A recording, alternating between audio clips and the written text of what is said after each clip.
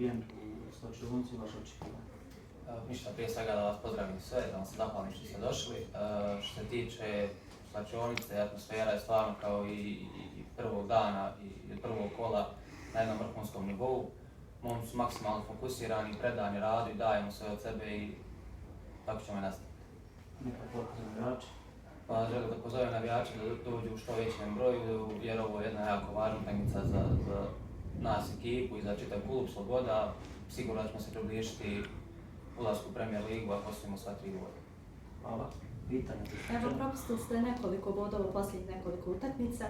Stupčanica je sada samo na 4 boda razlika od vas. Čini mi se da vam to predstavlja dodatni pritisak?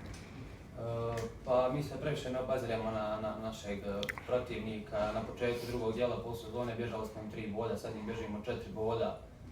Mislim, kao što ste rekli, samo 4 boda, mislim da to nije samo, to su čak 2 utakmice, od posljednje 3, mi se dalje sve pitamo, sve na nama.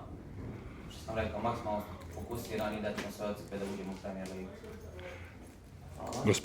Gospodine Vuliću, ja bi se nadovezao na pitanje kolegici, iz posljednje 3 utakmice matematički nam fali 5 bodova za ulazak bez obzira na rezultate Stupčanice, pa sigurno utakmica sezone i u nedjelju protiv Bratstva, koja bi nam dovela nas bukvalno na korak pred cilj.